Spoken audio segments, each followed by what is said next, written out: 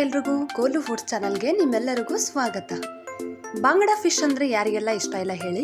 ಬಾಂಗಡಾ fish ಅಂದರೆ ಎಲ್ಲರಿಗೂ ಸಹ ಫೇವ್ರೇಟ್ನೇ.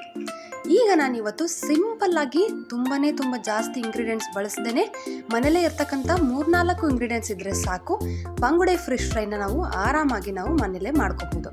ನಾನೀಗ ಫಿಶ್ನ ಕ್ಲೀನಾಗಿ ವಾಶ್ ಮಾಡ್ಕೊಂಡ್ಬಿಟ್ಟು ಕಟ್ಸನ್ನು ಹಾಕ್ಕೊಂಡಿದ್ದೀನಿ. ಈ ರೀತಿ ಒಂದು ಬೌಲಲ್ಲಿ ಒಂದು ಸ್ವಲ್ಪ ಉಪ್ಪು, ಹಾಗೆಯೇ ಅರಿಶಿನ ಪುಡಿ 1/2 ಟೇಬಲ್ ಸ್ಪೂನಷ್ಟು, ಅಚ್ಚ ಖಾರದ ಪುಡಿ 1 ಟೇಬಲ್ ಸ್ಪೂನಷ್ಟು, ಹಾಗೆಯೇ ಫಿಶ್ ಮಸಾಲ ಫ್ರೈ ಒಂದು 1/2 ಟೇಬಲ್ ಸ್ಪೂನಷ್ಟು, ಮೇಲ್ಗಡೆ ಒಂದು ಸ್ವಲ್ಪ ನಿಂಬೆ ರಸದಲ್ಲೇ ನಾವು ಈ ಪೌಡ್ರನ್ನು ಚೆನ್ನಾಗಿ ಒಂದು ಪೇಸ್ಟ್ ಥರ ರೆಡಿ ಮಾಡ್ಕೊಳ್ಳೋಣ.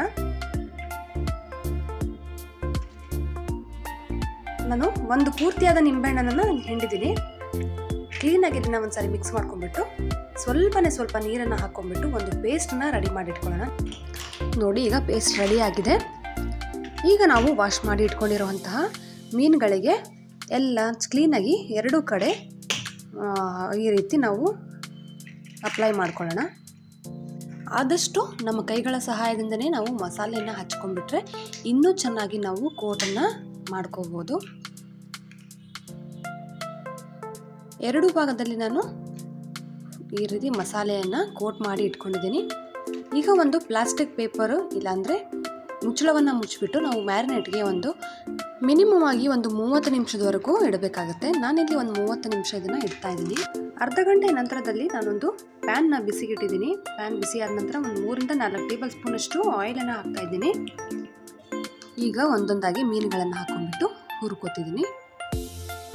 ನಾನು ಒಂದೇ ಸರಿಗೆ ಇಲ್ಲಿ 3 ಫಿಶಸ್ನ ಹಾಕ್ಕೊಂಡ್ಬಿಟ್ಟು ಹುರ್ಕೊಳ್ತಾ ಇದ್ದೀನಿ. ಲೋ ಫ್ಲೇಮಲ್ಲೇ ಗ್ಯಾಸ್ ಸ್ಟವ್ನ ಬಿಟ್ಬಿಟ್ಟು ಮಿನಿಮಮ್ ಆಗಿ ಒಂದು ಭಾಗವನ್ನು 10 ನಿಮಿಷದವರೆಗೂ ನಾವು ಲೋ ಫ್ಲೇಮಲ್ಲೇ ಬೇಯಿಸ್ಕೋಬೇಕಾಗತ್ತೆ.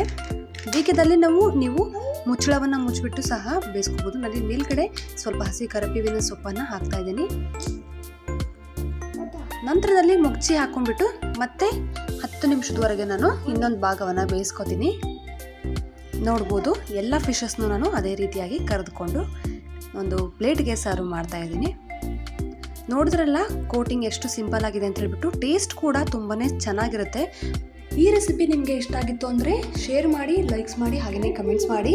ಸಬ್ಸ್ಕ್ರೈಬ್ ಆಗದೇ ನನ್ನ ಚಾನಲನ್ನು ನೋಡ್ತಾ ಇದ್ದರೆ ಪ್ಲೀಸ್ ನನ್ನ ಚಾನಲ್ಗೆ ಸಬ್ಸ್ಕ್ರೈಬ್ ಆಗಿ. Thank you. ನಮಸ್ಕಾರ.